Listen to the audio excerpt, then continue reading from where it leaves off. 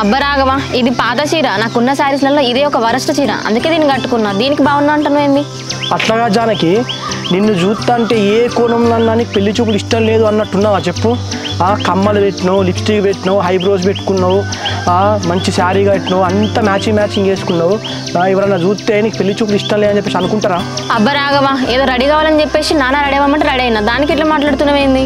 దానికి నేను చూడడానికి వచ్చినోనికి నేను చూస్తేనే అర్థం కావాలి ఈ అమ్మాయికి పెళ్లి చూపులు ఇష్టం లేదురా అని చెప్పేసి. అంతేగాని గిట్లా రెడీ అయిన తర్వాత వాళ్ళు చూడడానికి వచ్చినోడు అరే అమ్మాయికి నేను అంటే ఇష్టమే అని చెప్పేసి అనుకుంటే ఏం చెప్తావు చెప్పప్పుడు? ఇగో బాబు, ఇంకోసారి నాకు పెళ్లి చూపులు అంటే గలీజ్గా రెడీ అవుతా, ఓకేనా నీకు? ఇంకో పెళ్లి చూపులు అని చెప్పేసి అంటాను జానకి. ఇట్లా ఎన్ని అటెండ్ అవుతావు చెప్పు. అసలు నన్ను పెళ్లి చేసుకునే ఉద్దేశం నీకు ఉన్నదా లేదా అది ఫస్ట్ చెప్పు. ఏదో నోరుదారు వచ్చింది కానీ అసలు ఆ పెళ్లి చూపులు ఎందుకు రాలేదంటావు? జానకి, ఈ రోజులలో పెళ్లి చూపులు అంటే వాళ్ళు ఎంత ఎంక్వైరీ చేస్తారు చెప్పు.